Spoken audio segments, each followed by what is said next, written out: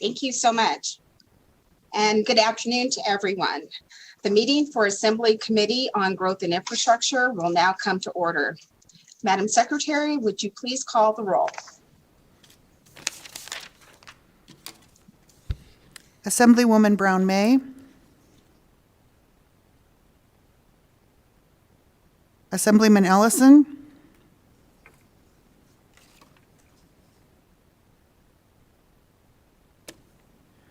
Assemblyman Levitt. Can they not hear me? Assemblyman Miller.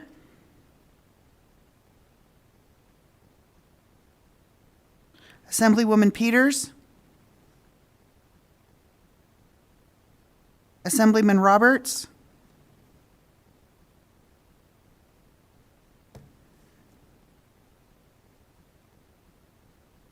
Chair, are you able to hear me? Please stand by while we unmute again, and we'll start that. I'll let you know when we're ready.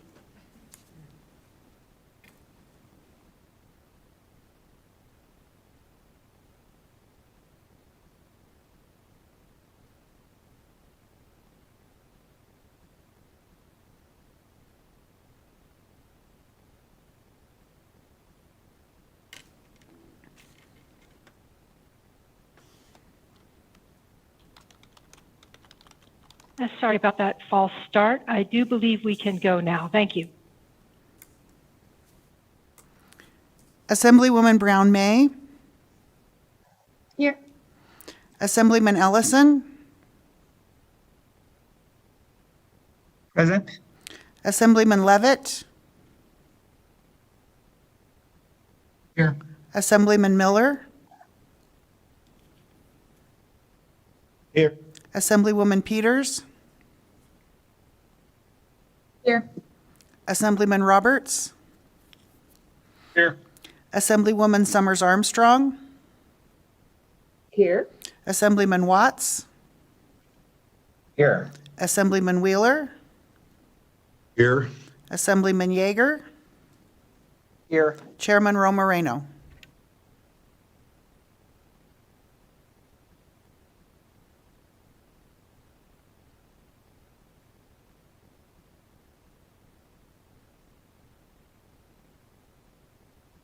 And I am here. Sorry, I had a new system installed today. We were having all kinds of technical issues. But I'd like to welcome everyone to today's meeting of the Assembly Committee on Growth and Infrastructure. And I thank everyone for joining us here today. Today, we will enjoy presentations from agencies involved in the Nevada's highway safety and energy sectors. Before we begin with today's meeting, I want to briefly review how a virtual meetings will be working in this committee. The legislative building remains closed to the public, and so all committee meetings will be held virtually. Committee members, staff, and everyone else will be participating through Zoom or by telephone. For committee members, if you could please remember to silence or turn off all your electronics and phones during the meetings and mute your microphones when you are not speaking to minimize any background noise. Please leave your cameras on so that we can maintain a quorum throughout our meeting today. And please state your name for the record every time you unmute your mic to speak. It helps us keep accurate records for today's meeting minutes. Members of the public who wish to testify or present public comment, you will have the option to call in or submit written testimony or your comments to this committee. This can be done online at the page for today's meeting on Nellis, which is located on the legislature's website in the same place you will find today's agenda. Members of the public have the option to submit an opinion on bills online and to sign up to participate during the public comment period at the end of today's meeting. All materials submitted for a meeting will be posted on the committee's page on the legislature's website. The meeting can be viewed through our streaming service or on the legislature's YouTube channel. both of which can be accessed on the legislature's website. If you have missed a meeting or would like to know what happened, all the committee meetings are recorded and posted on the legislature's website, usually the next day. Anyone who would like to receive electronic notifications of the committee's agendas and minutes can do so by signing up on the Nevada Legislature's website or by contacting the committee manager. She is available by email. That email address is asmgi@asm.state.nv.us. As always, if you need help or have questions, please do not hesitate to contact our committee staff, who are always available by email.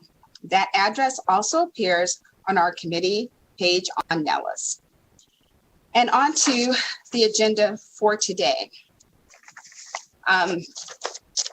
Today, before we get to the agenda, our presentations, we are going to have our very first committee bill draft request, and it requires a committee introduction. It's for BDR number 43-473, which was requested by the Commission on Special License Plates and proposes to revise provisions governing punitive actions concerning special license plates.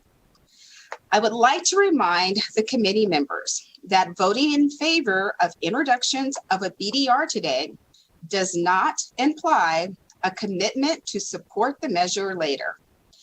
This action just allows the BDR to become a bill and to later be referred to this committee for possible hearings. May I have a motion for a committee introduction? Thank you, Madam Chair. This is Assemblyman Watts. I move to introduce BDR 43473. Thank you, Assemblyman Watts. Do I have a second? Sarah Peters, second. Thank you, Assemblywoman Peters. She has second. Any discussion on the motion? Seeing none. All in favor, please say yes for the record. And we are going to do a roll call for the vote because that makes it easier for our committee manager. Assemblywoman Brown May, Yes. Assemblyman Ellison, Yes. Assemblyman Levitt, Here. Assemblyman Miller, Yes. Assemblywoman Peters, Yes. Assemblyman Roberts, Yes. Assemblywoman Summers Armstrong, Yes. Assemblyman Watts, Yes. Assemblyman Wheeler, Yes. Assemblyman Yeager, Yes. Assemblyman Levitt, Yes. Chairman Ro Moreno. And I am a yes. The motion passes. Thank you, committee. So that moves us on to our agenda. And instead of starting with the first presentation on our agenda, which was the Nevada Highway Patrol, they will be coming up later in today's agenda. We are going to start with the second item on our agenda, which is a presentation from Nevada Executive Committee on Traffic Safety. And I believe those presenters are in the room. And if you are, the floor is yours. Thank you, Madam Chair. My name is Amy Davey. I'm the administrator of the Office of Traffic Safety, but I'm here today actually as the chair also of the Nevada Executive Committee on Traffic Safety.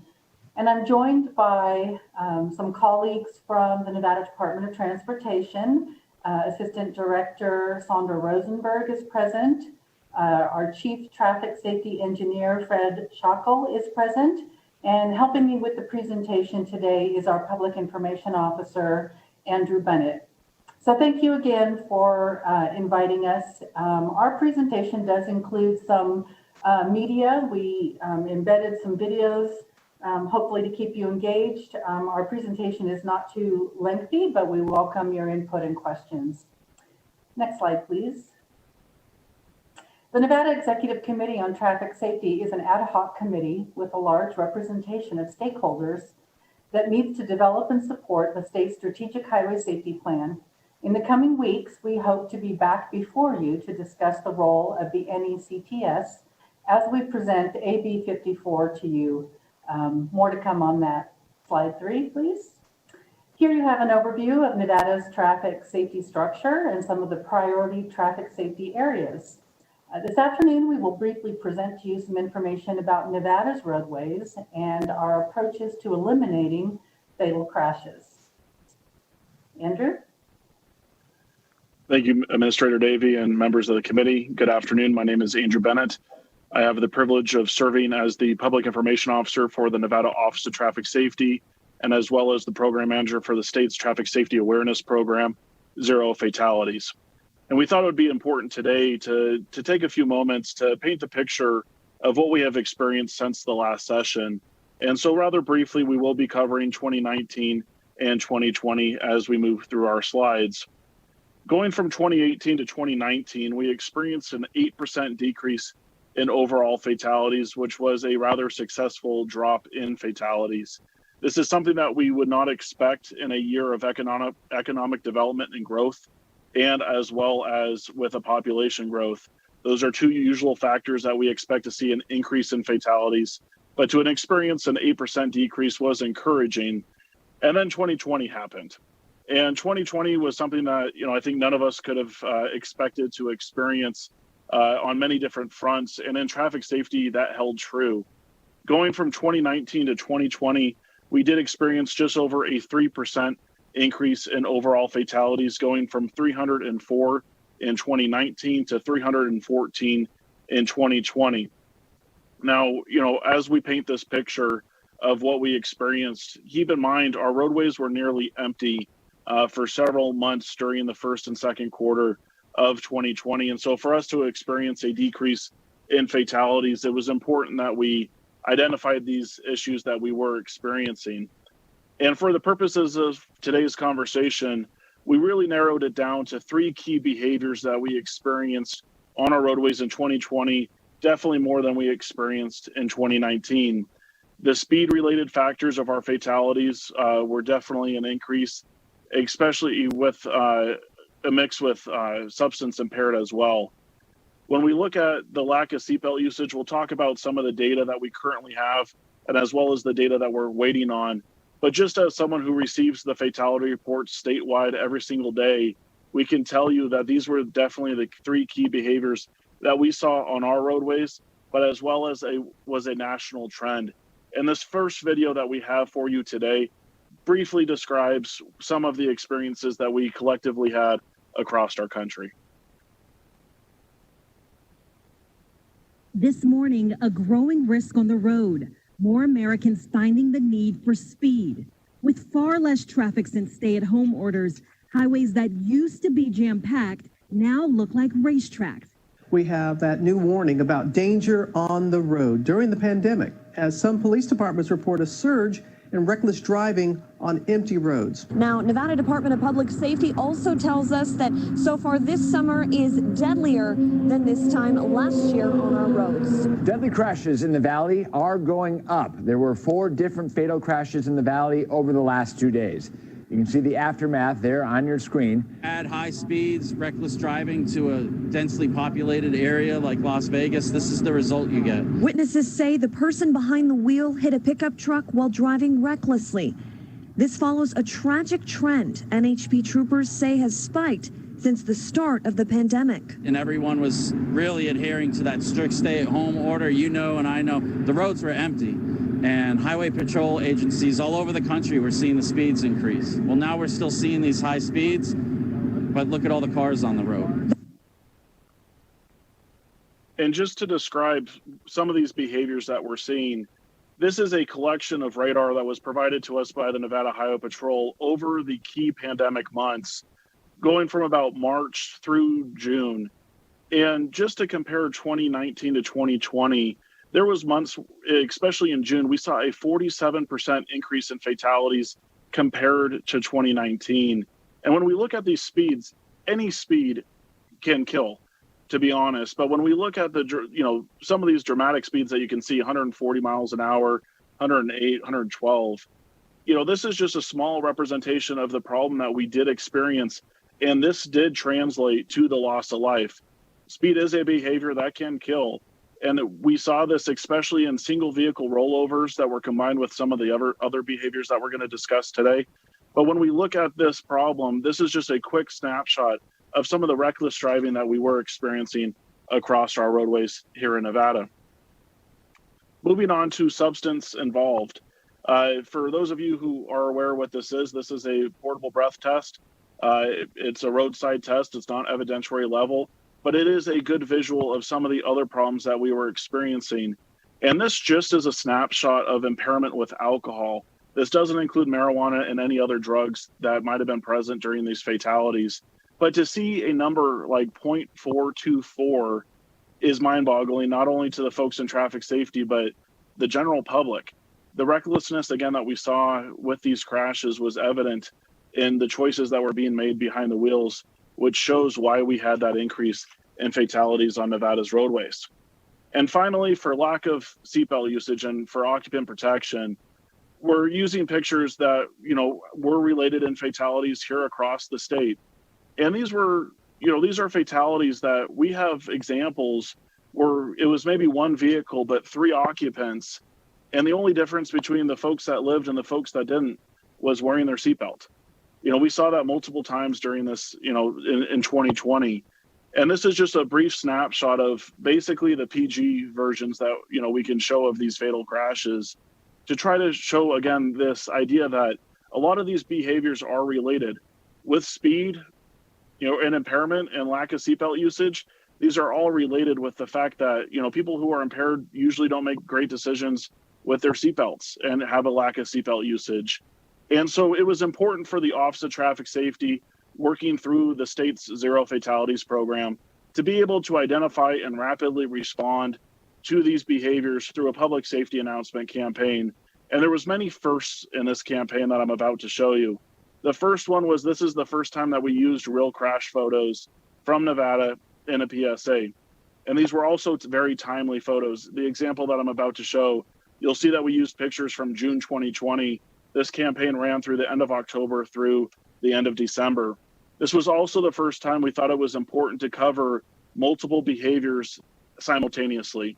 Usually we spend, a 3-month period focusing on one behavior, but it was so important with the behaviors that we were seeing throughout 2020 and now leading into 2021. We needed to be able to address this through a PSA campaign and follow it up with enforcement. And so using that collective experience that we all had with 2020, we were very quickly able to, name it what you'll see in the campaign. But we needed to tap into that collective experience of trying to get people to do the things that are right, not only for them, but for our community. Speed, impairment are 2 behaviors that affect the community as a whole, and not just the individual in the car. All too often, fatalities involve speed and impairment. Administrator Davey will have data here in a second after the video that talks about the impairment levels. But speed is a factor in over 30% of our fatalities, and it's often not the driver who is speeding that is the life that is lost. And so I now want to show you the campaign that we ran towards the end of last year. There's one thing we can all agree on. 2020 has been the worst year ever. Don't make it even worse by killing someone while driving impaired. Don't make the worst year ever even worse. Always drive sober. Zero fatalities. Lives are on the line. As Andrew mentioned, one of the most alarming features of fatal crashes on our roadways is the prevalence of impairment. We know that 50 to 55% of fatal crashes involve impairing substances, drugs and alcohol. 2020 numbers are not yet compiled, but as we've seen fatal crashes increase, I suspect we will see an increase in DUI involvement. On this chart, we see that while alcohol-only crashes have decreased, there are increases in drug involvement in DUI. the highest prevalence being what we call polysubstance use, with an increasing amount of marijuana involved.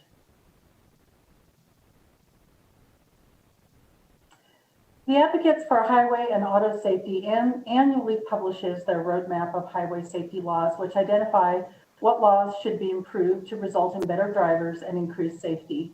Several of these recommendations are related to increasing requirements for young drivers. The others are related to occupant protection for children and adults. I think what's important to consider here is not that Nevada is currently red, but how achievable it is to move up. More states are yellow than red, and even green is achievable. And this is an area where you as legislators have great impact on public safety on our roadways. Traffic safety, rules of the road, and driver requirements are a big topic every Nevada legislative session, with an average of 20 bills introduced to continue improving our roadway safety for citizens and visitors. This next slide and the one following may seem a little out of place, but I like to include this slide for two reasons. It provides context and it provides a comparison in the following ways. For context, 35,000 people die each year in the US in roadway crashes. This is equivalent to a fully loaded jumbo jet falling out of the sky every week for a year. How many weeks would that have to happen before the FAA shut down air travel? How many weeks would that happen before you thought twice about getting on an airplane? But here's another interesting story about air travel that can also give us some insight and some hope. Just for a moment, let's consider the commercial aviation industry and the remarkable safety they have achieved in our lifetime, and that's what this chart displays. Flying is now often said to be the safest form of transport, and this is at least true in terms of fatalities per distance traveled. According to the Civil Aviation Authority, the fatality rate per billion kilometers traveled by plane is 0.003 compared to 0.27 by rail and 2.57 by car. The aviation industry themselves took this effort upon themselves, and they've seen a staggering reduction in the numbers of both fatal accidents and fatalities in the intervening decades, which are the result of technology improvements, improvements in air traffic control and pilot training. Roadway fatalities are preventable. We know what causes them. They're not random or indiscriminate. That means that we can identify and apply countermeasures to roadway fatalities, just like they did in the airline industry. Evidence-based countermeasures such as deterrence through enactment and enforcement of traffic safety laws, prevention and intervention, education and training, communications and outreach, and engineering design for both vehicles and roadways. Now, I want to be sure to congratulate you on the hard work you've done to improve traffic safety and save lives in just the last few legislative sessions. I'm sorry to say that we neglected to get Assemblyman Wheeler's bill on here from last session, which increased requirements and opportunities for young drivers in the area of driving skills training. But we've already counted, I want to say something like 20 bills coming up in this session. And I think that's reflective of your awareness that that we still have some work to do in this area to provide maximum safety for pedestrians, bicyclists, motorcyclists, all of our road users, as well as car drivers and public transportation. So I want to thank you for the hard work you've done. And I hope that we can always keep the attainability of our zero fatalities goal top of mind, because these things absolutely make a difference. The transportation profession has been organized around the 3 E's of engineering, education, and enforcement since the early days of the National Safety Council in 1925, when the rise of the automobile began to dominate city planning and infrastructure investment.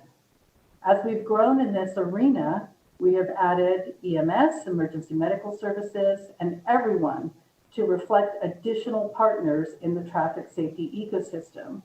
And this year, as the Nevada Executive Committee on Traffic Safety moves to approve the state's newest strategic highway safety plan, members felt it important to recognize equity as an element of transportation planning.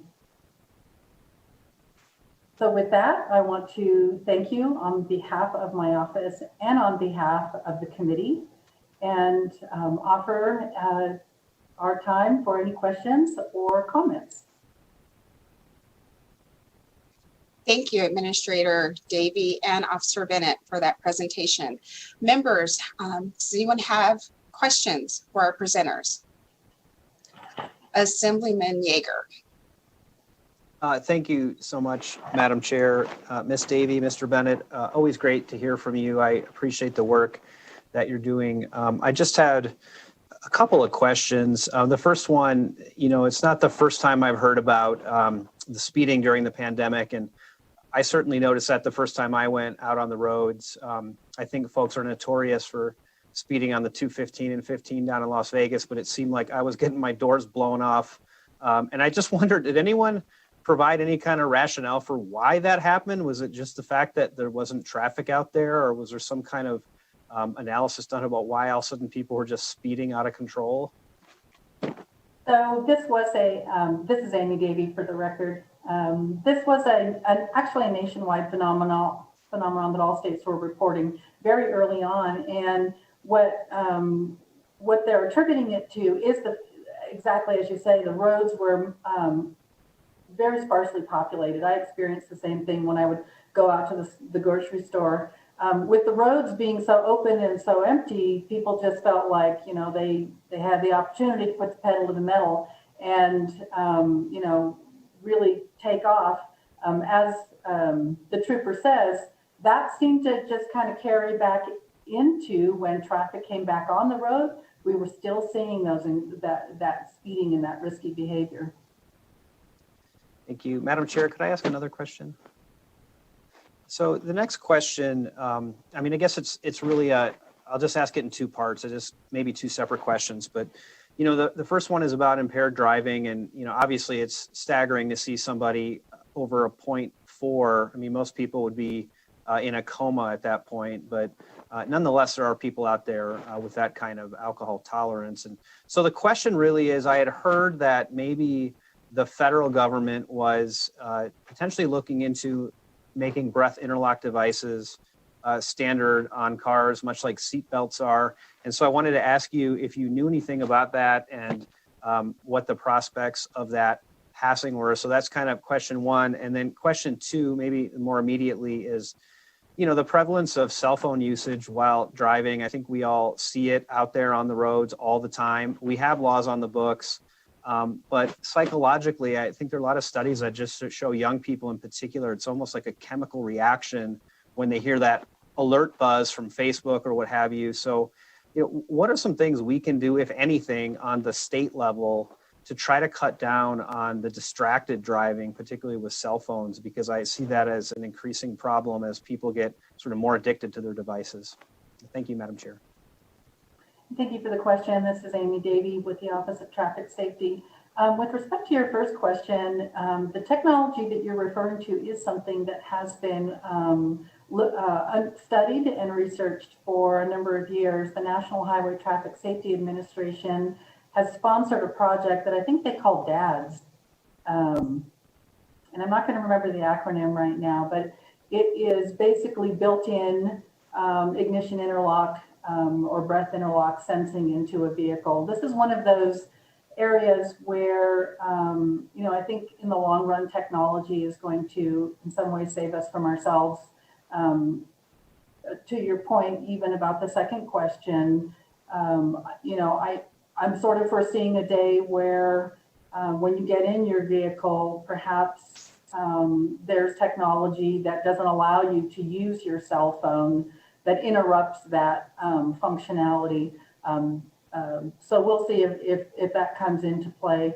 Regarding, so with respect to that first technology, the research has been done, and I think that they're looking for partnerships now, particularly in the insurance industry, for implementing this vehicle technology.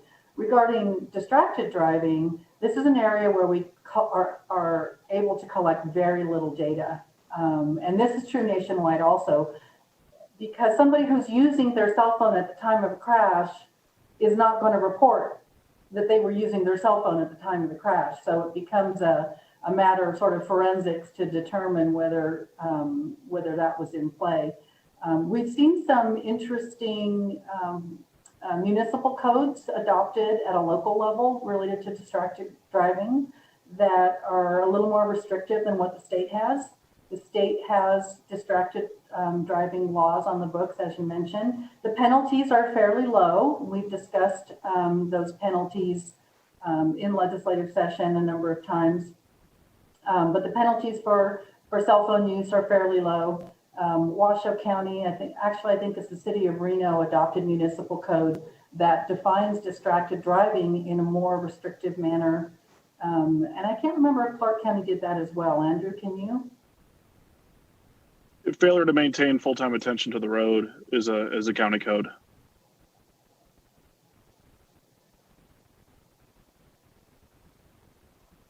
Thank you so much. I appreciate that. Thank you, Madam Chair.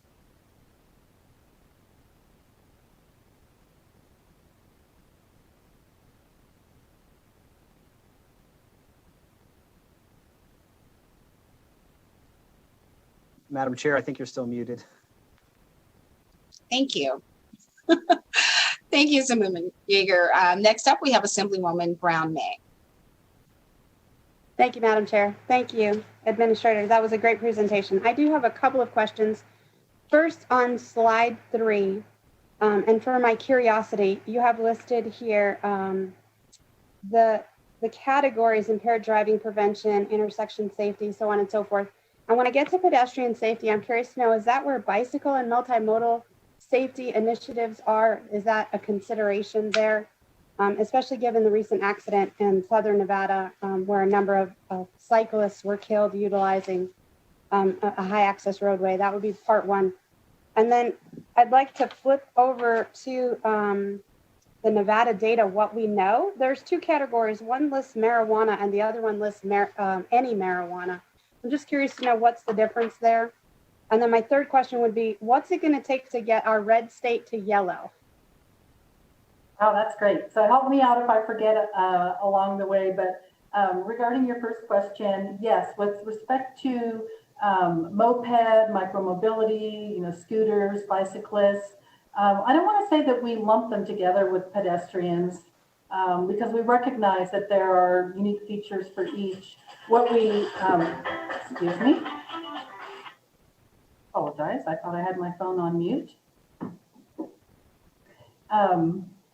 What we typically do is refer to these as vulnerable road users. And so when we look at vulnerable road users, we identify that if you make the road safe for pedestrians, the most vulnerable of all road users, you've made the road safer for everybody. That's why we tend to kind of look at that from a pedestrian box. But you're right, it incorporates those other aspects as well. Regarding the chart on slide, I think that's slide 9, or is it 11? That's slide 11. What we did here is we took 2 snapshots. Marijuana is marijuana only. So that's circumstances where you have an impaired driver where when the testing comes back, you find only marijuana in their system. And any marijuana, the reason we started tracking it this way was, after the legalization of recreational cannabis in 2017, we wanted to try to get kind of a baseline about how that might be impacting traffic safety and DUI. So any marijuana is a subset of polysubstance use. So you see polysubstance use, which is any combination of drugs and or alcohol, is the highest category of people who are impaired. And then any marijuana would be a subset of that polysubstance use. So we typically see, what we're seeing is growing impairment under a multitude of substances. Does that answer your question regarding the chart? Yes. And then on the next slide, relative to this report, there are some very specific recommendations for improving Nevada from red to yellow. And if you, I don't know if you have the chart up in front of you, but if down in the right-hand corner, it gives the actual specific recommendations, and they're all legislative recommendations. Several of them have to do with graduated driver's license and driver's license requirements for new drivers and young drivers. But there are also a few key items that Nevada can improve on. Its seatbelt law and its child passenger booster seat law. Thank you, Madam Chair. You're so welcome. Assemblyman Roberts. Thank you, Madam Chair. Great presentation. You know, my years, we've crunched fatal data all the time. And, you know, I know it's a constant effort to make adjustments. And I'm curious, you're seeing a decrease in alcohol use and increase in marijuana and other drugs. What can we do? And I didn't hear it on the list of bills, and maybe it's down there in that one slide, but what can we do here to improve in that area? I mean, it's only going to continue to either, drop and rise for poly drug use. Just curious what your plans are and if you have any suggestions moving forward. Thank you. This is Amy Davey from the Office of Traffic Safety. Just to be kind of specific about that chart, alcohol is still very prevalent in DUI. What we're seeing is the combination. And so we're seeing alcohol only decrease. And now people are using more substance in combination with each other. The area of drug impaired driving is, we're behind well, let me just back up a minute. As a country, we're really behind the curve in this area. A lot of focus and a lot of attention for years has been spent on alcohol. We've seen an increasing issue with drug impaired driving, increasing again now as marijuana becomes more into play. So the reason why I say we're behind is because the science is somewhat behind also, particularly what related to cannabis impairment, marijuana impairment, the science of detecting it and understanding the difference between presence in the body and impairment and a person's capabilities has lagged behind. So we don't have a roadside PDT for impairment for any of these other substances. So there's a long-term plan here where we're going to need to just societally catch up because the drugs change. Certainly, Assemblyman Roberts, as from your experience, as will the chair, the drugs change as often as the drug users can find something new. So we're always going to be playing catch up from that point of view. But I think that there's some technology that's going to need to come into play. Certainly education is going to need to come into play. Training of law enforcement is a big one in our office. We sponsor a lot of training around, you'll be familiar with this term, A-RIDE training or drug recognition expert training. And so this helps law enforcement determine at the time that they detect someone is maybe under the influence while they're driving. They can use these skills roadside to give them an idea of what may be going on and what the next steps are. So we're doing a lot of training, focus on training for law enforcement, a lot of education, and then data collection is an important piece of that as well. We have very poor data collection around this for a variety of reasons. I won't take too much time, but you'll see some initiatives also around laboratory testing and better toxicology analysis to give us an idea of how to approach interventions really in this arena. Well, thank you. I was really curious about the DRE standpoint, and a lot of times, police officers, and I was one. You don't recognize, some of the symptoms of people that you may run into on a regular basis that may end up, clearing a call and going down and getting an accident. But anything we can do, to help in that area, I'm certainly open to, and I appreciate your time and your presentation and all your efforts. Thank you. I will just mention that we worked very successfully with Post this year also to, looks like they will be establishing A-RIDE training as the base level. There's 3 levels of roadside impairment training for law enforcement. One is the standard, what's called the field sobriety test. And the next level up is called A-RIDE. And it looks like Post will be establishing A-RIDE as the base minimum level for law enforcement training, which we think is really helpful. And then we are supporting a lot of DRE training throughout numerous law enforcement agencies statewide. In the case of the bicyclist, the multi-bicyclist fatality in Southern Nevada, we know that was a very complex DUI situation where a DRE or drug recognition expert really is valuable on scene. Thank you, Assemblyman Roberts, for the questions. And I'll just remind the presenters and the members, please state your name before speaking. It just makes it a lot easier for record keeping for our committee secretary. And with that, we'll have next up for question, Assemblywoman Summers Armstrong. Thank you so much, Ms. Davey, for your presentation. I am curious, you have your zero fatality project, your PSAs. I have not heard a lot of admonishment or at least information to folks about marijuana use. That doesn't seem to be part of your public outreach. I live in the core of downtown near the Strip, both north and south. And in my goings and comings, I see a lot of people in the area who are driving with California plates. And they are excited to be here with the land of recreational marijuana. And I'm not certain that they are clear that they are supposed to only imbibe inside their homes or a safe place to do so. And of course, they end up driving. So have you all thought about expanding the reach of your campaign to include this? I think this is, I think this is a discussion that has to be had publicly with our visitors.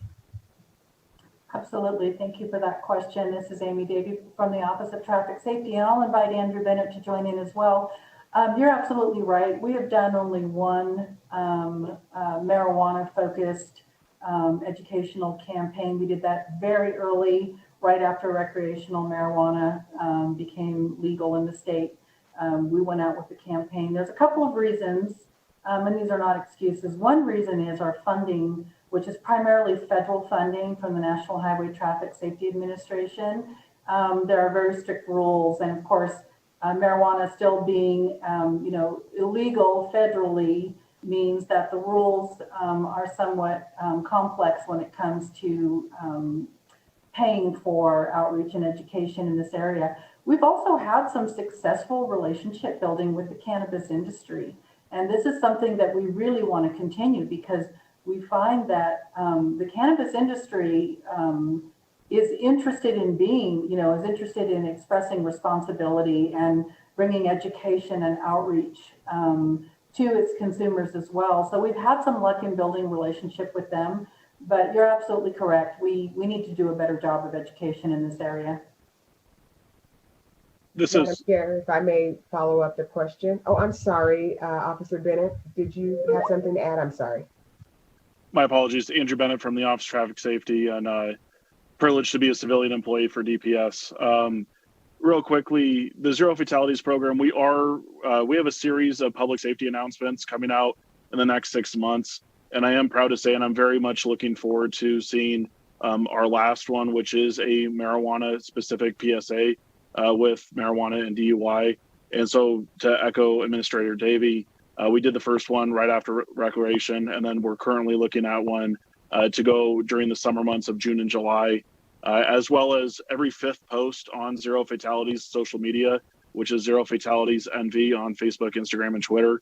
Every 5th post is impairment, and we try to get as much in there about marijuana as well.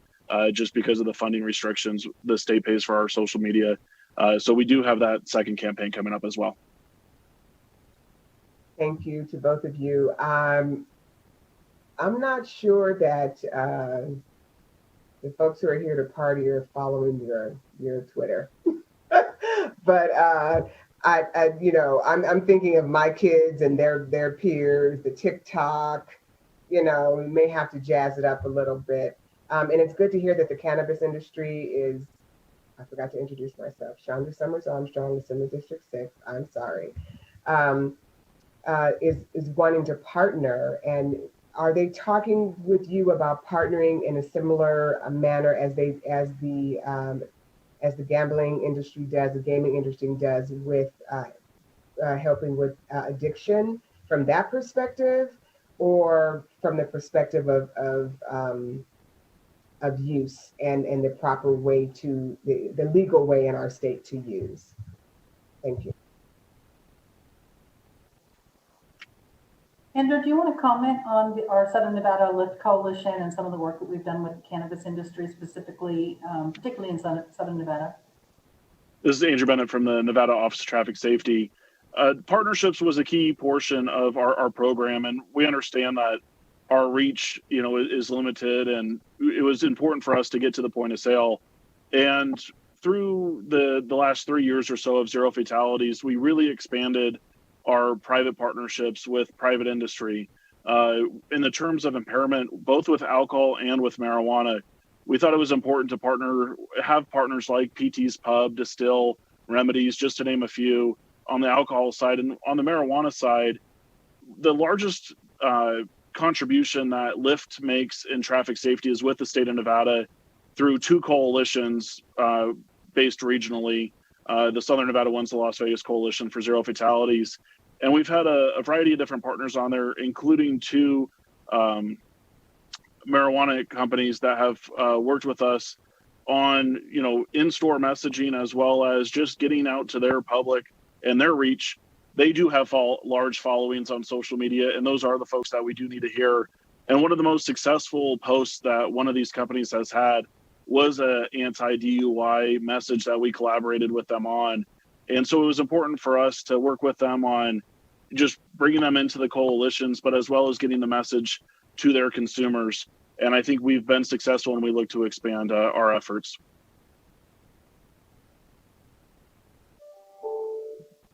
Thank you.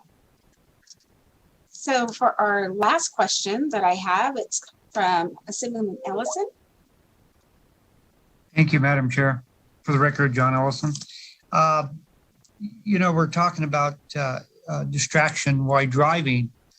I'm on the highways a lot, and when I do, 5 to 6 hours each direction every week, and you see all these truckers now are using their phones. Some's got headsets and most don't.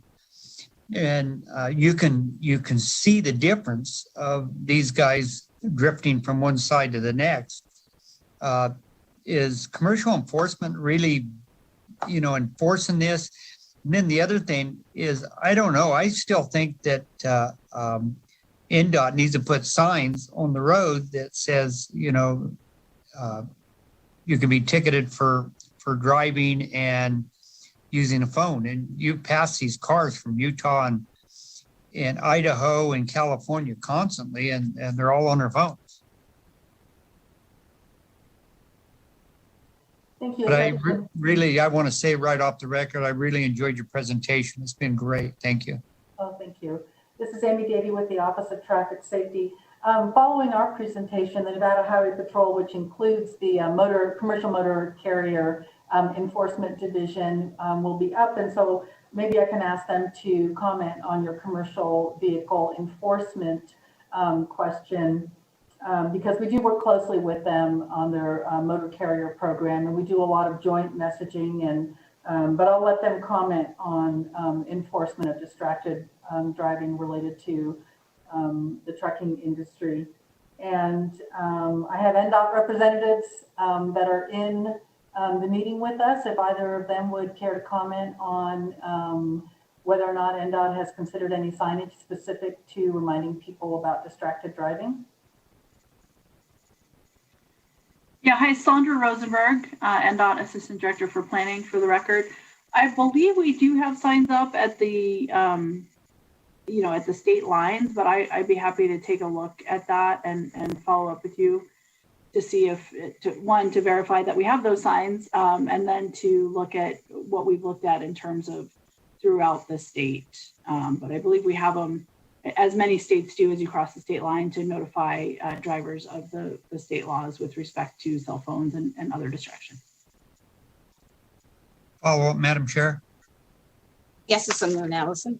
Yeah, I travel I-80 and 50 a lot, and I've never seen a sign. And you can really see the difference of people that are on the phone versus people that are not.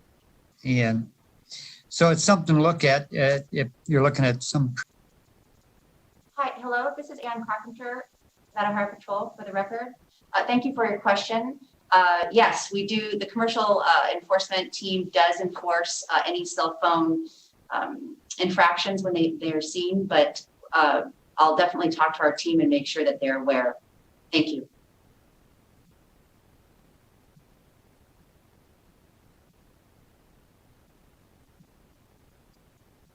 Thank you. Members, any other questions? Okay, see none.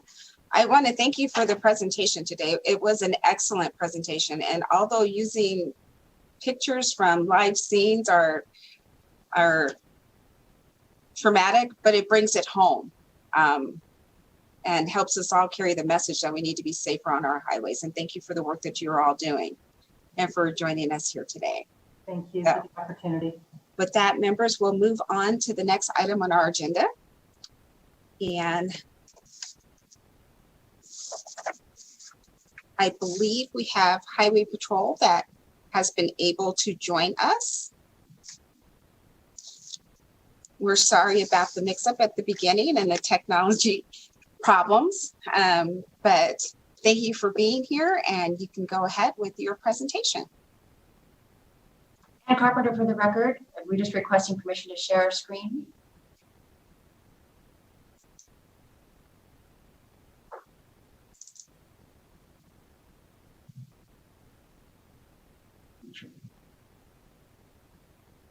Can everybody see that? Okay. Good afternoon, Madam Chair. I am Colonel Ann Carpenter with the Department of Public Safety, and I'm the Chief of the Nevada Highway Patrol. I would also like to introduce Major James Simpson and Captain Martin Malesko, who will also be presenting with me today. It is my pleasure to be here to provide an overview of the Nevada Highway Patrol to the Assembly Committee on Growth and Infrastructure, and thank you for inviting us.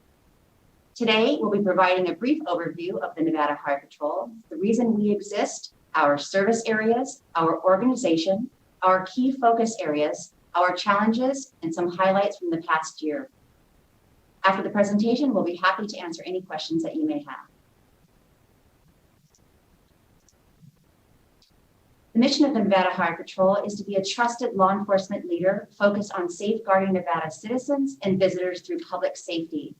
Our vision is to be a committed law enforcement leader focused on public safety through traffic enforcement, education, and engagement. Chapter 480 of the Nevada Revised Statute provides for the creation of the Department of Public Safety, and under its authority provides for the creation of several divisions, including the Nevada Highway Patrol. This chapter also provides for the creation of the Nevada Highway Patrol Division, its composition, powers and duties of its chief, contracting authority for control of vehicular traffic and connection of special events, and duties of personnel. The Nevada Department of Public Safety Highway Patrol Division enforces the traffic laws of the state, investigates traffic collisions, assists motorists, provides mutual aid or first responder assistance, and enforces and regulates commercial vehicles transporting cargo and hazardous materials. Our core activities include traffic operations, commercial enforcement operations, and administrative support services statewide serving all 17 counties. Our special operations include fatal or high-profile investigations, criminal interdiction, and task force officers who work alongside state, local, and federal partners, all in which contribute to our overall objectives. The Department of Public Safety's director and deputy director provide broad oversight to the Highway Patrol. Our total authorized positions for the upcoming biennium is 596, which is comprised of both sworn and non-sworn positions. Our team is committed to our mission, vision, and goals to help ensure the safe, economical, and enjoyable use of Nevada's roadways. These men and women are dedicated to protecting Nevada's greatest resource, which is our citizens and visitors. The Highway Patrol has also taken a proactive leadership approach in educating the public through the use of social media platforms and messaging campaigns with our various partners. We are also committed to increasing public awareness on our Big 5 focus areas, which are covered on the next slide. I'll now turn the presentation over to Major James Simpson. James Simpson for the record. Good afternoon, Madam Chair. I am Major James Simpson with the Department of Public Safety, and I'm a Deputy Chief with the Nevada Highway Patrol. The Big 5, what is it? The Big 5 are the five most dangerous collision-causing behaviors that are most likely to result in death or serious bodily injury. The Big 5 include impaired driving, hazardous moving violations, speeding, distracted driving, and occupant restraints. These are the 5 root causes of the problem of fatal and serious bodily injury crashes that claim too many lives every year, which leave behind a path of destruction. The ripple effect that these crashes have on the families, friends, first responders, and our Highway Patrol family is unmeasurable. While vehicle technology and roadway infrastructure have improved, it is not a replacement for driver behavior and poor decision-making that ultimately contributes to the Big 5. Together, our stakeholders and partners, we will work together to identify new and innovative methods to educate our communities on our mission, our programs, and how we can improve compliance in the top primary collision factors here in Nevada. Over the years, we have listened, we have learned, and we have modified our efforts to focus on 3 critical emphasis areas that directly impact traffic safety.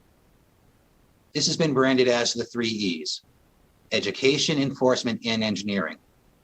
Here are a few educational programs that we would like to highlight.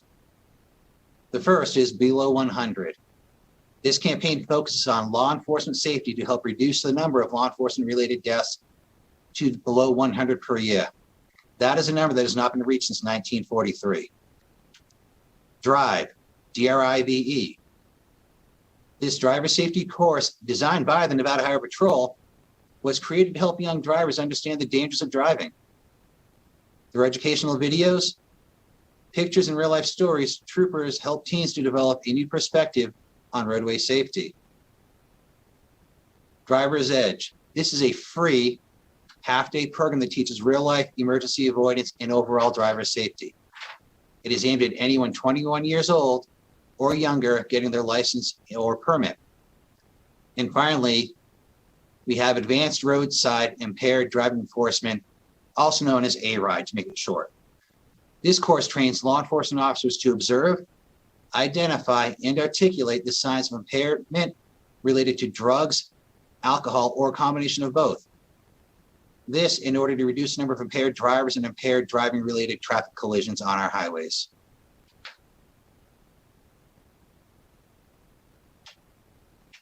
Our second E focuses on enforcement. Motor vehicle crashes are one of the leading causes of death in the United States.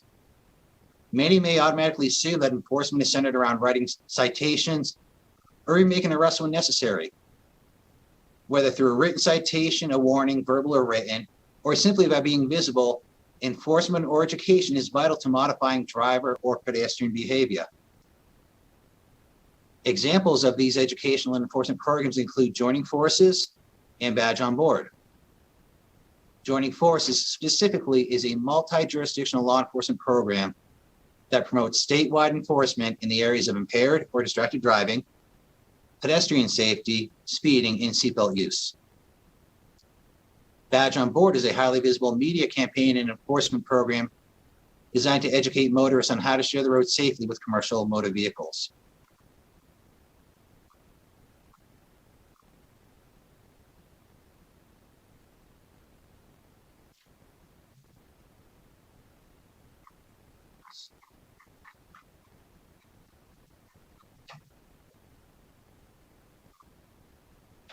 Sorry about that.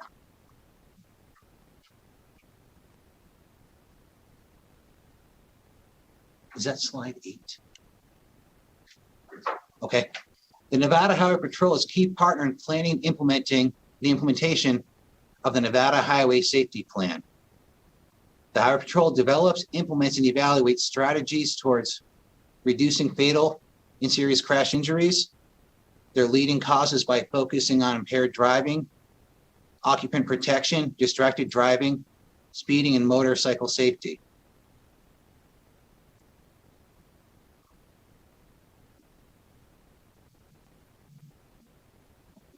Sorry about that.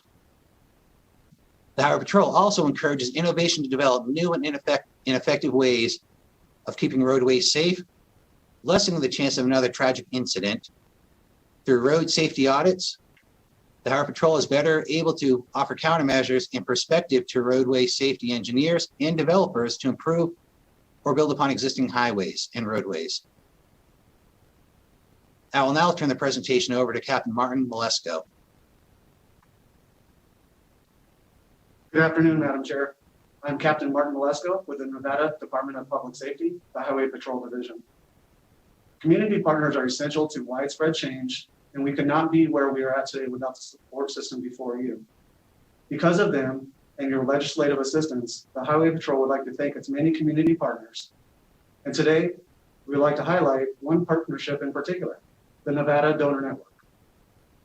December of 2020 marked the 5th anniversary of the Department of Public Safety's statewide partnership with the Nevada Donor Network. Together, we have shared this remarkable opportunity to make life-changing positive impacts through organ, eye, and tissue donation on behalf of the heroic donors, their generous families, and those who wait for these much-needed gifts. Since the beginning of this partnership in December of 2015, the department has made 321 referrals to the Nevada Donor Network.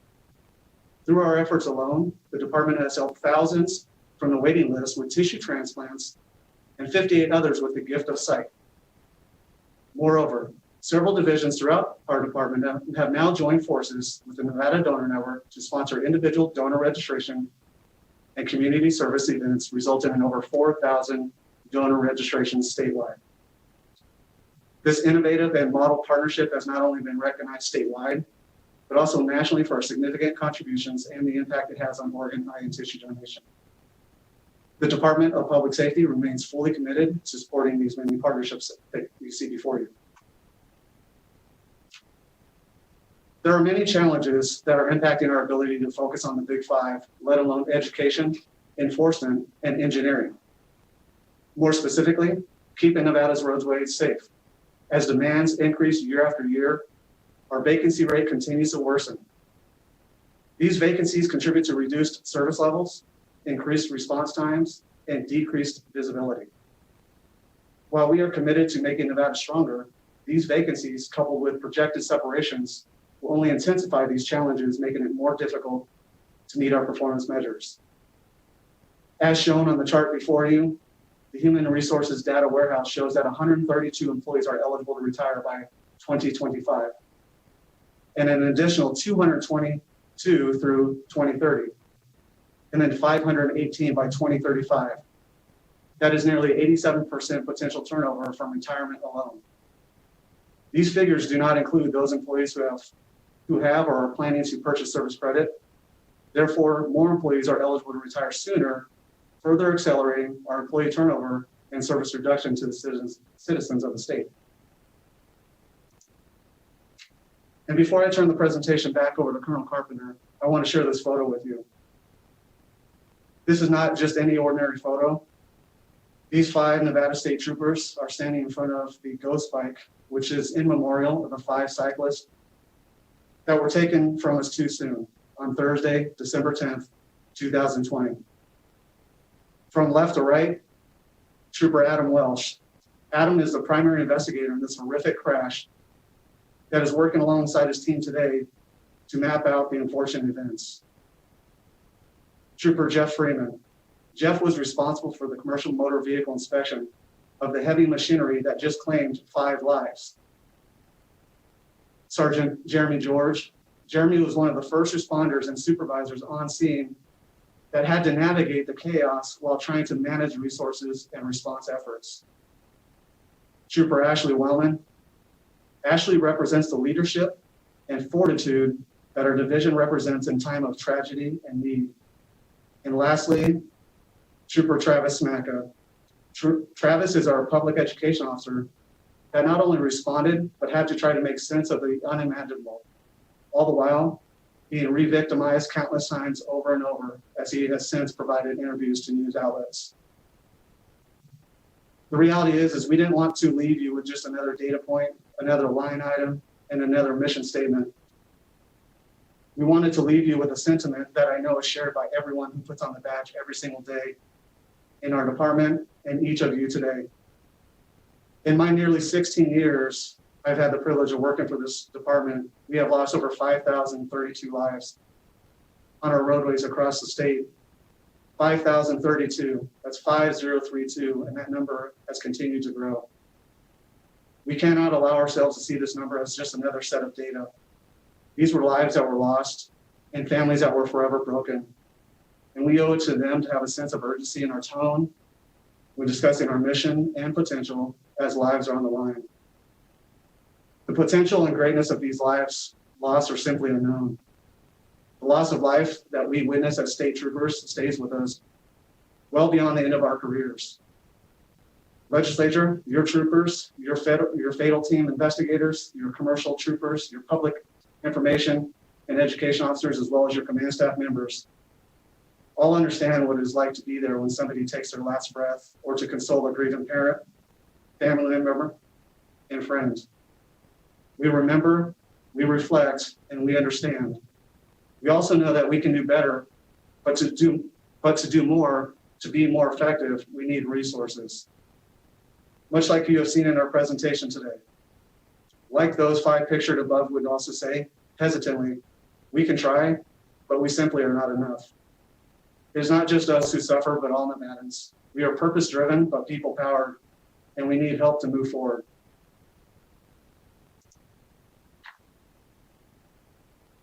Anna Carpenter for the record, Madam Chair, and to the Assembly Committee on Growth and Infrastructure, we thank you for your time, your energy, and your support. On this slide, you will find my contact information, and should the committee need anything at all, please do not hesitate to contact me. I would like to now open this for questions. Thank you. And thank you so much, Colonel, and your staff for the presentation. We can't thank our men and women who put on the uniform every day to protect all of our lives. There's no amount of thank you, but thank you. I know we have a few questions, but I'd like to ask you one.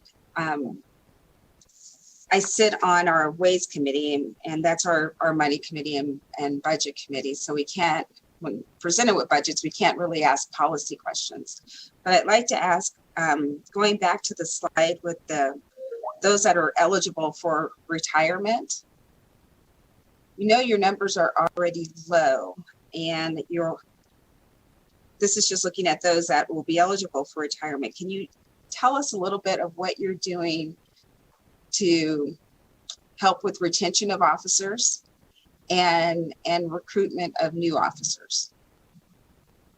Yes, Ann Carpenter for the record. We've stated this before, and our department has stated this before, and it comes down to a few things. It's the pay, it's the benefits, it's the PERS contribution, and people love this job. We love the department. I will have 26 years with this department next month. However, it is very, very difficult for us to recruit and retain people if their pay and benefits and their PERS contribution is too high, and it's very difficult for them to meet their obligations with their family, et cetera. And another issue that we're having is because of the political climate, we're having a difficult time recruiting people in general in law enforcement. And so we have done amazing things. We can always do more, but we've done some things with our social media and trying to get the word out there to get the best and brightest to want to be in law enforcement and make a career out of it. But we are struggling for those reasons.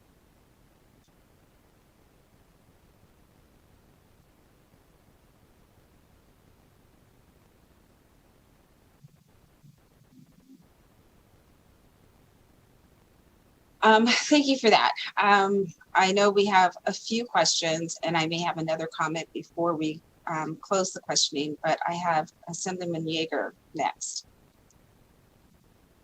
Thank you so much, Madam Chair. I just have a quick comment. Colonel Carpenter, I like the sound of Colonel Carpenter and just wanted to congratulate you on your historic appointment to head up the Highway Patrol. Certainly, we've worked a lot together over the years when you were the Chief of Parole and Probation, and I will miss working with you in that role, but what a gain for the Highway Patrol, and I look forward to working with you and your team as we try to navigate some of these challenges. Thank you, Madam Chair. Thank you, sir. Thank you. I have Assemblyman Wheeler next. Thank you, Madam Chair. I was actually going to ask a lot about your recruitment efforts, et cetera, but I do have another question for you. Has it ever been actually enforced, the law that you have to move over if you're not passing from the #1 lane? And Carpenter for the record. I'm sure it has, but I'm sure it hasn't been enforced as it probably should be. It's something I see every single day on the way to work. Thank you for your concern. And Carpenter for the record, thank you for your question or your comment, your concern, and we will definitely get that out to the troops. Okay, thank you very much. I know you put signs up like on 395 and on 80, et cetera, and people look at them and go, oh, that means I go slower in the left lane. Thank you. Thank you, Assemblyman Wheeler. We have Assemblyman Miller next. Yes, thank you, Chair. Thank you all for your presentation and your work to keep Nevada's highways safe. I do have a question in regards to the recruitment of new law enforcement officers. What is the starting pay for Highway Patrol, and how does that stack up in comparison to other law enforcement sectors? And Carpenter for the record, that's a great question. I don't know exactly what that number is, but I'll definitely get that for you. How it stacks up, it depends because there's a lot of variables. The way DPS officers are paid and versus the local law enforcement, we at the state have to pay in anywhere from 20-something% to 40-something% of our PERS. So even if our pay is similar, I guess the troopers and DPS officers feel a little bit bamboozled when they get their paycheck because there's so much is taken out for their PERS contribution. What was that? Sorry. Oh, I'm sorry. Okay, we just found out it's $53,598.96 per year. $53,598.96 per year. But that doesn't include the PERS contribution. So when they do get their paycheck, it's substantially lower. Does that answer your question, sir? Yes, thank you. That's helpful. Follow-up, Chair. So the PERS contribution between, and I'm learning a lot of this, so please forgive me, but your PERS contribution is different than other PERS contributions within state, or is it the same for all state employees? And Carpenter for the record, thank you for the question. It's not that the PERS contributions are different, it's how it's paid. So with the state, we have to pay the contribution ourselves, where in other local entities will have contracts in place and the employer will pay a percentage or however that works. Okay, thank you. Thank you, Chair. Thank you, Colonel. And Assemblyman Miller, for most local agencies, the agency pays the officer's PERS contribution either through a union contract or a mandate. I believe the only law enforcement officers in the state currently that have their PERS not paid by their employer are our state law enforcement officers.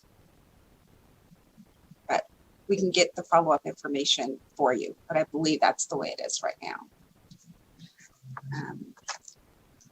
Members, any other questions? Madam Chair? Yes. Just to follow up, so for Assemblyman Miller, if I might. So some organizations actually negotiated those contracts throughout the years, and the employees are picking it up. They just never got the money. So the employer picks up a portion of an increase, and then they negotiate it through salary, which was done. So, for instance, at Metro, people that are at 25 to 26 years of service, about half of the PERS contributions were monies that were negotiated through contracts that are theirs.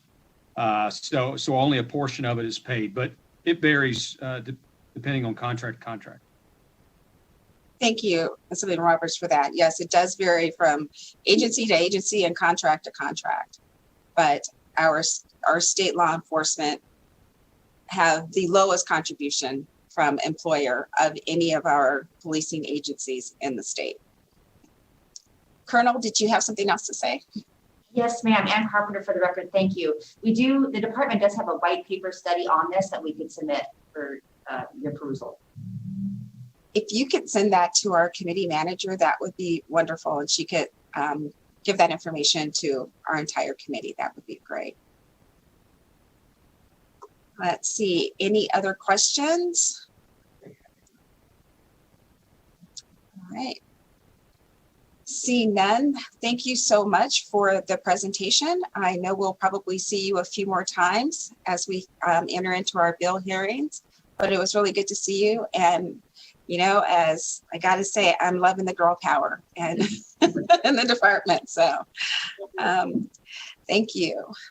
So committee, that takes us to our final presentation for the day. And that presentation will be joined with members from the Colorado River Commission of Nevada. And I thank you for your patience in our agenda, but you are up next. You can go ahead. Thank you. We're going to share a screen here. Okay.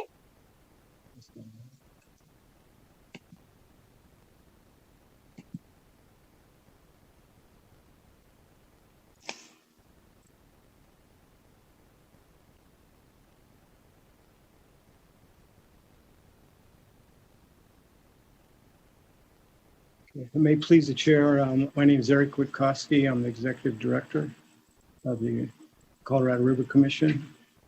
And today with me, I do have Sarah Price, our senior assistant director, and Gil Bates, our director of hydropower, and Warren Turkett, our natural resource analyst. And I'll go ahead and turn my camera on. What would that be?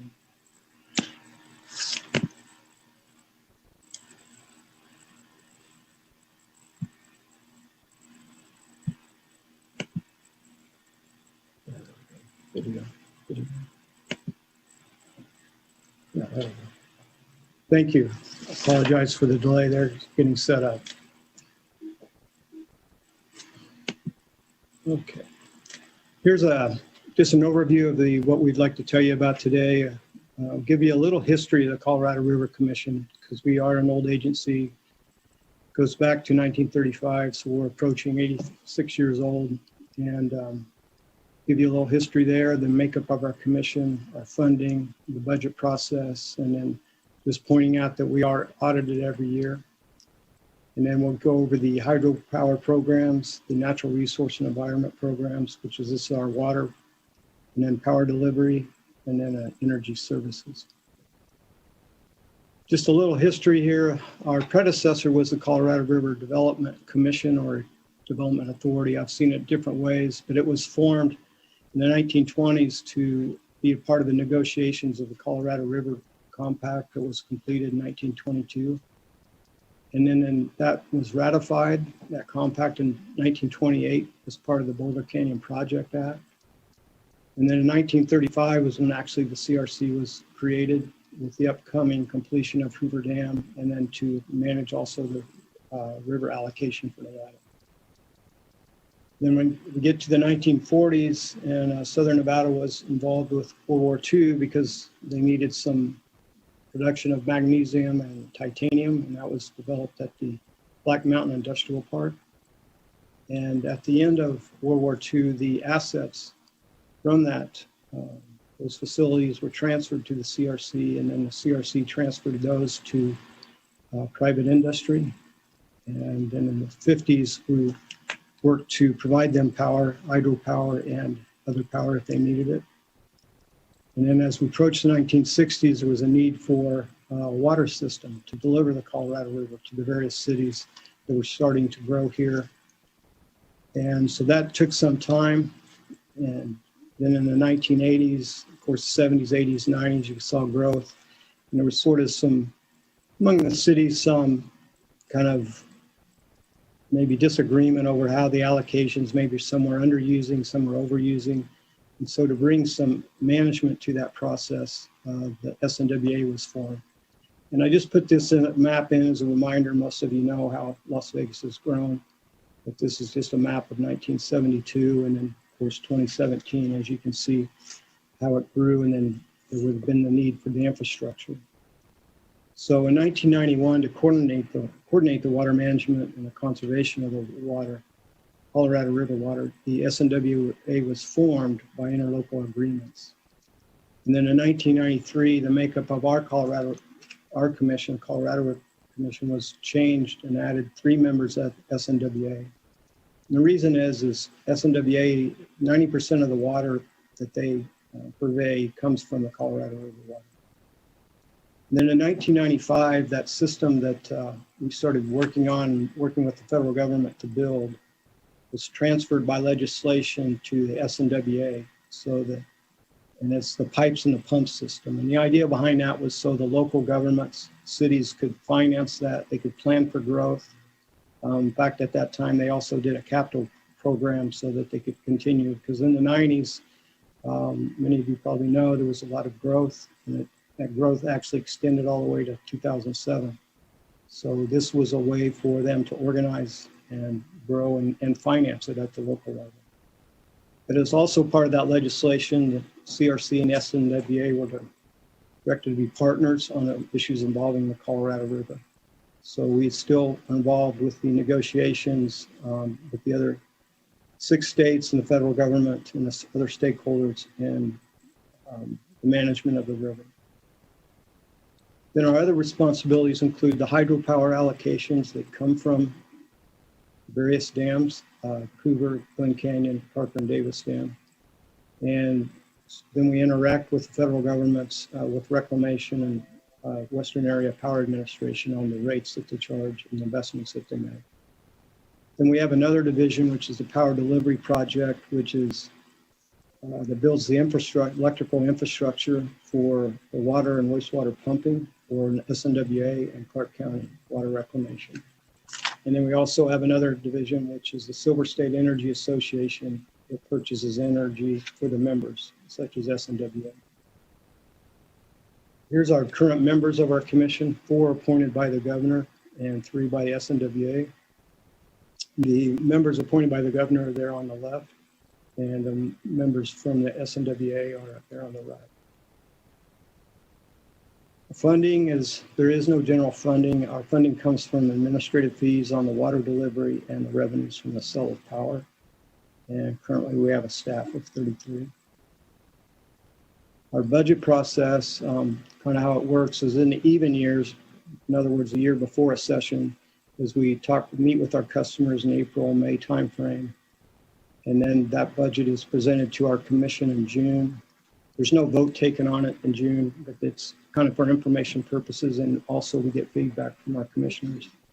And then the final draft of our budget is submitted in the following July or August.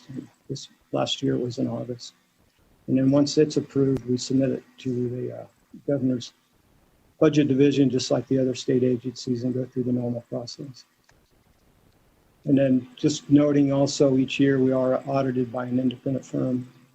This goes back to, we had bonding authority and we still do, so we have to be audited each year.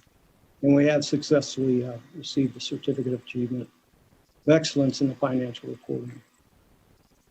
And this map just gives you an overview of the upper basin and lower basin. These are the states we're involved with. And then the two major dams, Lake Powell and Lake Mead. And then there's the other dams, Lake, of course, Hoover Dam, Davis Dam, Parker Dam, and Flint Canyon Dam. And this is sort of how it works. Sometimes people think we own the dams. We do not. The Bureau of Reclamation operates the dams that are under the Department of Interior. And then Western Area Power Administration under the Department of Energy, that's who we actually contract with. And they also run the transmission and distribution, or transmission and the marketing of the power. And then we turn and do contracts with our customers, and we approximately have 23 customers. And those 23 customers are on this list here. Some of them you may recognize. The first retail customers are the ones at Black Mountain Industrial Park. And then, of course, our wholesale customers include Nevada Power, Lincoln Power District, Boulder City, Overton, Valley Electric. And then we provide power for the water and wastewater for SNWA in the various cities, and the Clark County Water Reclamation. And then we do have a small sliver of hydropower that goes to some new customers that started in 2017, and that's the state agencies and Clark County School District and UNLV. You see there on the right there. And then just some of the activities. This is a picture of a meeting place that we meet with Bureau of Reclamation. Our process is a little different. I come from a process where you make a lot of arguments before a Public Utility Commission, and then the Public Utility Commission decides the rates. In this forum, it's no profit, so there's no return on equity, but you have lots of meetings to discuss with them investments. They have 10-year plans, and you talk about the investments and what's necessary and maybe what's not. So there's a lot of interaction on how the operations of the generation. And similar is with the Western Area Power Administration. They're the ones that run the transmission lines, and they do also have 10-year plans to run the investment, and we monitor those various programs. And this is an example. This picture is just an example of one of those programs where they were looking at the regional markets. And just a note, kind of a plug for hydropower. It is a valuable resource. And as I mentioned, it is cost-based, and it is now recognized as renewable. The legacy hydropower is under Senate Bill 358 from 2019, and we appreciate that being passed. But it's also a flexible resource that can be ran when the solar or the wind are unavailable. And then, of course, it has what they call black start capability. Is if we were to have an outage in the Southwest where all the power went down, you can use the dams to start the systems back up. So that does have quite value. The next area is our natural resource division. This is the water and the environmental issues that we deal with. And I won't run through this list because I will address them here on the next pages. But the water decree accounting, it's very important. It's something our commission staff's responsible for. It's calculating the consumptive use of the Colorado River water, and that's required under the United States Supreme Court. Just a little bit of background. That 1922 compact was signed in 1922, but Arizona did not sign. They did sign in 1944, but they still had some issues, and there were a lot of lawsuits, and it finally ended up at the United States Supreme Court, I believe in '63, and there was a decision, and then the decree came out in '64, and that pretty much controls the allocations of where they're at now. So we're really, the allocations that were done in 1922 are the allocations even up today. And if you do want to challenge any of those, the United States Supreme Court retains the jurisdiction. So that's where that's litigated. Also, as mentioned here, is the return flow credits. The return flow credits allow us to take more from the river or the lake than our 300,000 acre feet, but then we get return flow credits for returning the flow, and that brings us down below our 300,000 acre feet. And so this chart sort of shows that. You can see 1,000 acre feet. The diversions are the amount of water taken, and then the return flow credits, 223, and then the consumptive use is the water that does not go back. I would note that back in 2002, we were exceeding our 300,000, went up to 325,000. That's why the SNWA had aggressive conservation activities by this to basically reduce the non-functioning turf or grass in yards and those kinds of things that weren't necessary. The next item I'll touch on is just the drought contingency plan. As you know, starting in 2000, we've been under a drought, or at least less water than we've had in the past. And so the stakeholders and the states involved in the river came up with some surplus guidelines in 2007 that require a contribution, reductions from takes of the river, basically. And then as the drought has continued, they've negotiated the drought contingency plan, which is an additional insurance policy that requires more contributions. As the lake would go down, then there has to be more contributions from the various states. And this is a chart that just sort of summarizes how that works. You have the 2007 guidelines and then the DCP contributions. And that varies on basically the lake levels. Next issue is we are also involved with the negotiations with Mexico, and this basically stems from a 1944 treaty with the United States and Mexico over the river. And there's continued negotiations with those, and you'll see the term minute, and those are sort of sub-agreements to how to manage under the treaty.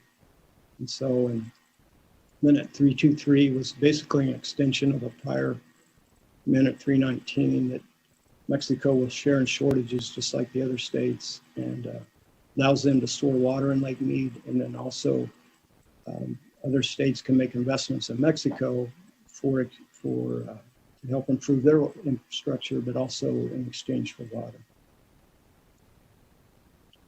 The next program I'll mention is the Colorado River Basin Salinity Control Program. Sarah is a representative on the state of Nevada for that forum. And it works to reduce the salinity or the salt in the water. The Colorado River has a naturally occurring salinity, and so it can have some effects on infrastructure, and so they try to reduce it. There's two primary environmental programs that are also involved on the river. The Lower Colorado River Multi-Species Program, when it's basically to protect endangered species and the habitats from Lake Mead. And then there's the Glen Canyon Dam Adaptive Management Program that's further up the river. So what we call the MSCP program, it started back in 2005, and it's trying to balance the use of the river and then also meet the Endangered Species Act. In other words, try to preserve the species in the river. And then one of the goals is to create 8,132 acres of new habitat. And don't have my screen's covering up the number, but I recall it's about 6,000 that has been created, now 6,049, and over date 13 mitigation sites have been done. And that helps augment the population of the native fish. And then similar to the Glen Canyon Dam Adaptive Management Work Program, it's also, basically it's a forum to provide input to dam operations from the various stakeholders. You have a lot of stakeholders. Of course, you have the users of the hydropower, you have the environmental concerns, you have the rafters, and this provides a forum for input into the operations. The next, jumping a little bit topics, this is a little bit different topic. The electric infrastructure used to deliver electricity to Southern Nevada Water Authority. Basically, when I mentioned back in 1995 that there was a transfer of the pipes and the pumps to SNWA for the water delivery, the CRC began focusing more on the electrical infrastructure, building substations and transmission lines to serve those pipes and pumps. And so we have a division that works to do that, and also maintains some substations for SNWA and Clark County Water Reclamation District. And then our Energy Services Group, this was formed back in 2007 to look at various possibilities of joint planning, possibly transmission, and also to look at economies of scale for purchasing power. If you have a larger tranche of power that you can buy on behalf of several members, you can get a better price. And so in 2013, they started using, we had some CRC employees and some SNWA employees start purchasing that power on behalf of the members. And the members of the SSEA are Boulder City, and then CRC for our BMI customers, and then Lincoln Power District, Overton Power District, and then Southern Nevada Water Authority, and the member LV, what we call Las Vegas Valley Water District, or LVVWD, City of Henderson, City of Las Vegas, and the City of North Las Vegas, and Clark County. And so that's sort of an overview of what we're involved with: the hydropower, the water, power delivery, and energy services. So that's all. That completes our presentation. And if you have any questions, I'm available. And of course, I have our staff here as well. Thank you so much for the very informative presentation, Director. Members, any questions? Assemblywoman Peters. Thank you, Chair. I have a variety of questions, but I think I'm going to stick to two. My first question has to do with the Bureau of Reclamation, and if you could just update us on what their appetite is for continuing to fund investments in hydro and electric production and dams. I just want to clarify, do you mean maintaining the existing dams or new dams? Existing dams. Yes. Yes, they still are. Yes, that's what we're involved with, and they have a 10-year plan to do that, and that's what we have meetings with, to look at their investments to maintain them. So yes, they are.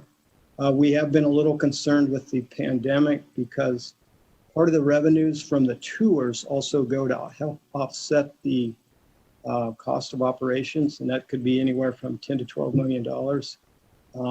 But we've been continuing discussions with them, and they're expecting that stream of revenue, because they've changed in the way they charge for the tour bus, that the revenue should be there, but we are monitoring those type of investments. So the 10-year plan, can you just give us a timeline of where we are within that? It's a 10-year rolling plan, and you could probably ask Gail. Gail, are you there? If you want to give a little more background.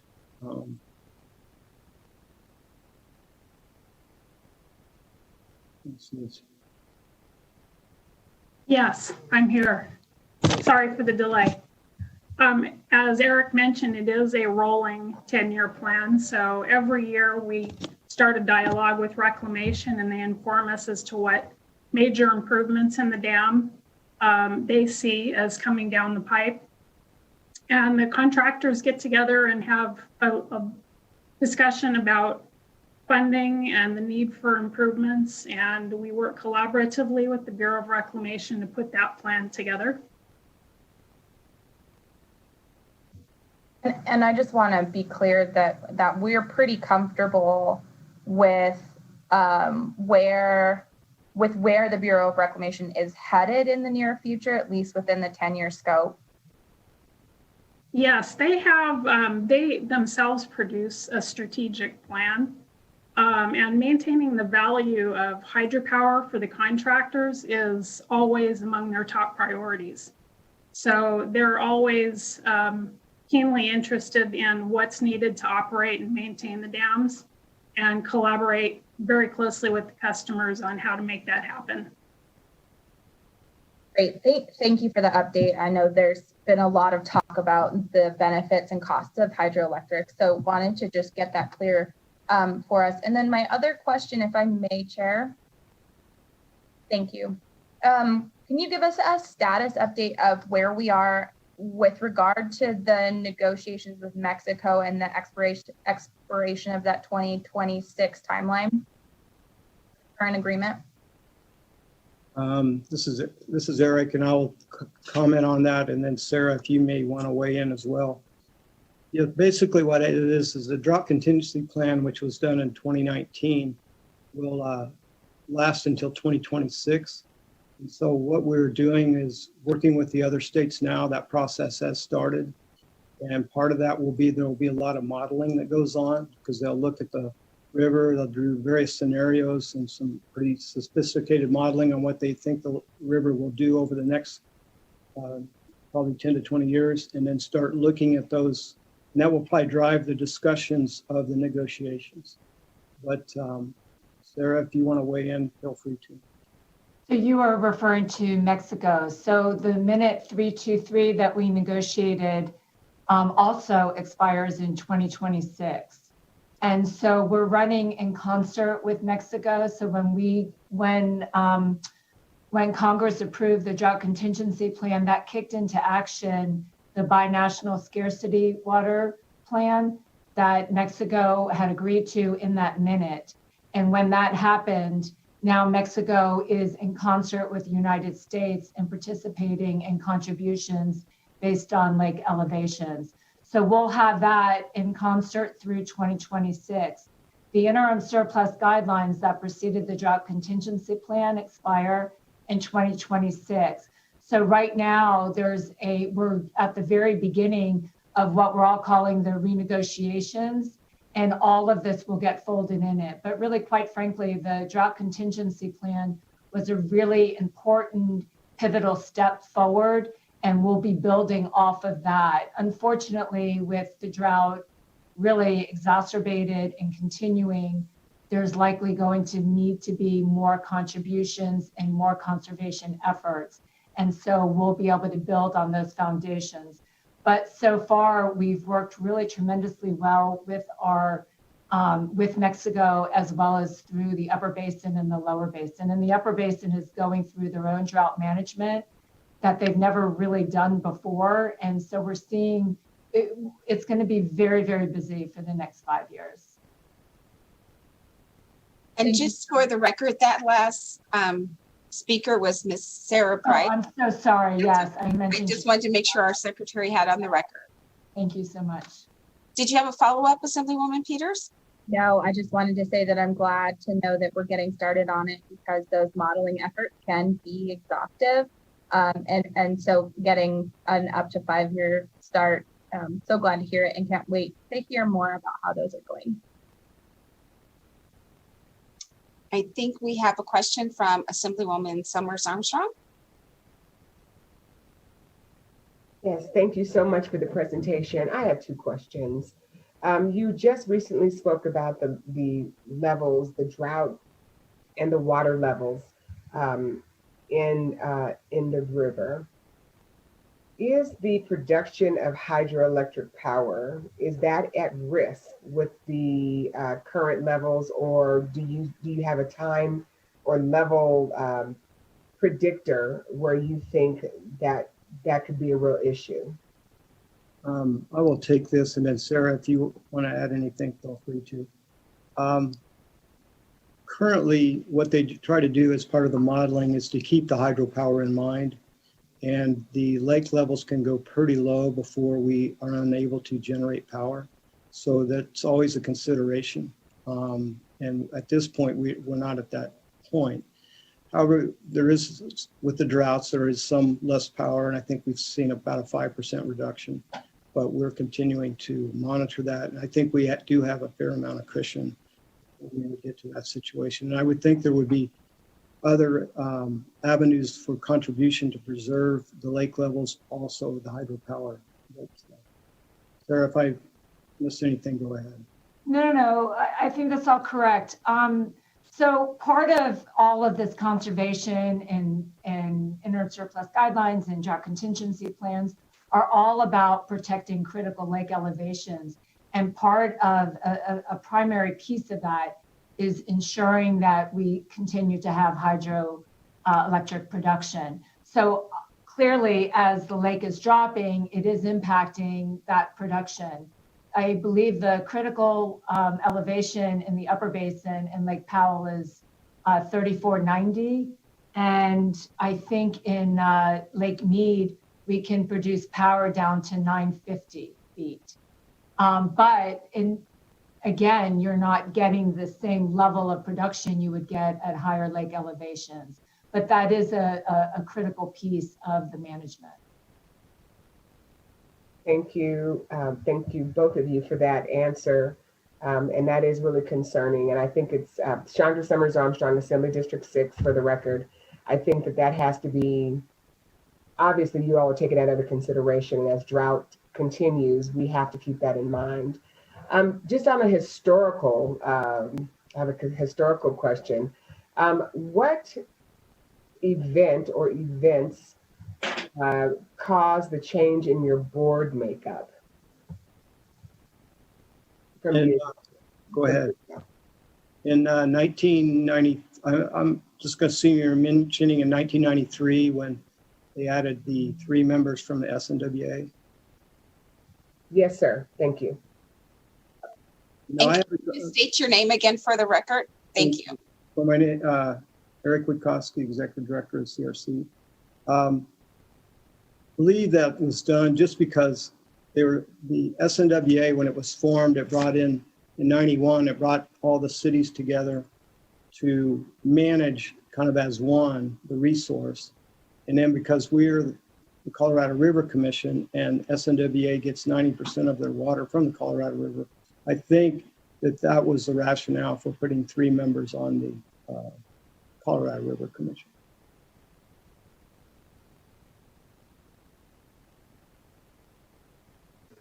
Thank you, Madam Chair. Thank you. Members, any other questions? Madam Chair, I have one additional question, if I may. Go ahead.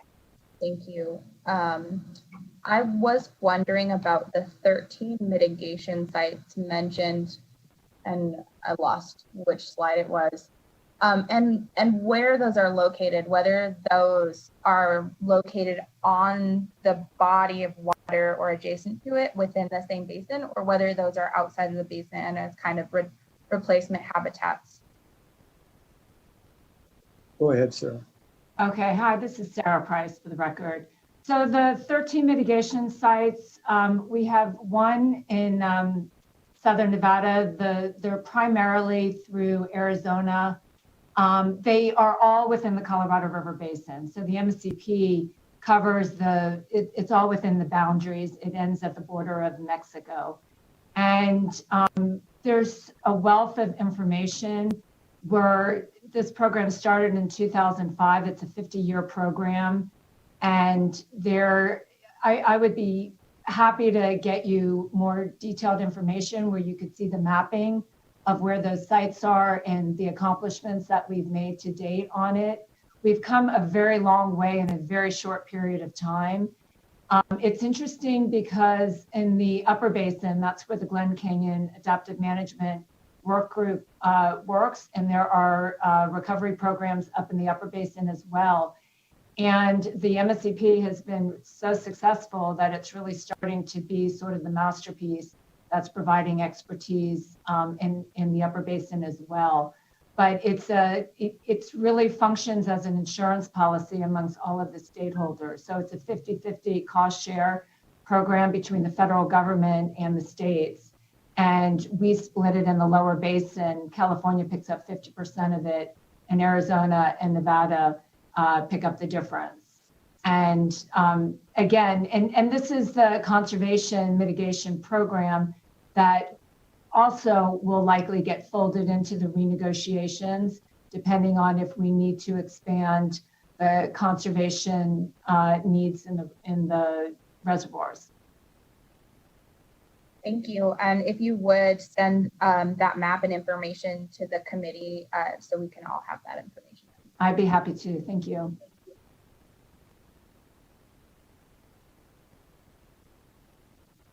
Thank you.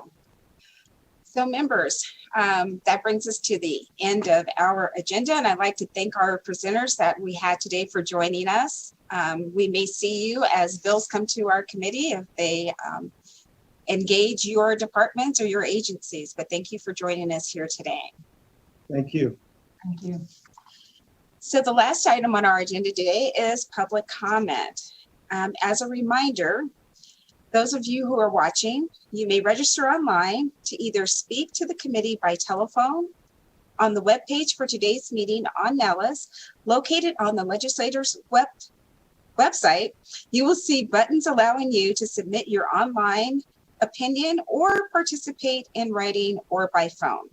If you are calling in, please remember to clearly and slowly state and spell your name for the record after you unmute your phone. We ask that you limit your comments to 3 minutes or less to accommodate comments from others. May we have the first caller on the line, please? Thank you, Chair. Will the caller with the last 3 digits of 580 please slowly state and spell your name for the record? You will have 3 minutes and you may begin. Chair Moreno, members of the committee, for the record, I'm Paul Enos, CEO of the Nevada Trucking Association, that is ENOS. Just want to take this opportunity to say thank you to our friends of the Nevada High Patrol, Colonel Carpenter. She was gracious enough to be on one of our weekly Zoom meetings a few weeks ago, talking to our members. We have a phenomenal relationship with both the Nevada High Patrol and the Federal Motor Carrier Safety Administration. We do consider them our partners in safety. We think they do a phenomenal job. Not only are they out there looking for the folks that are doing things that they shouldn't be doing, but here in Nevada, we also reward those companies that do things the right way by giving them clean inspections. That's something that is very much appreciated from our membership. It does demonstrate that they are our partners. And I also would like to just address a comment made by one of the members of the committee. We absolutely believe that no truck driver should be using a handheld cell phone while they are operating a commercial motor vehicle. In 2012, the Federal Motor Carrier Safety Administration adopted regulations that provide for penalties up to $2,750 for a driver that is using a cell phone while driving, and $11,000 if a trucking company allows or requires their drivers to use those handheld devices. So safety is very important to us. It is something that we care about. A lot of companies have that in their employee manual. If a driver is using a cell phone while operating a motor vehicle, that they are to be terminated. So it is something that we take seriously, safety overall, but definitely on that cell phone issue. So I just wanted to get that on the record and say thank you very much to our friends of the High Patrol. Thank you, Mr. Enos. Next caller. Chair, the public line is open and working. However, there are no more callers in the queue at this time. Thank you so much. So members, this concludes our meeting for today. And again, thank you to our presenters, you, the committee members, our broadcast staff, and the members of the public who have been joining us here virtually. Our next meeting for the Assembly Committee on Growth and Infrastructure will be on Thursday, February 18th at 1:30 p.m., where we will enjoy 3 more presentations. So enjoy the remainder of your day, and I will see you on Thursday. This meeting is adjourned.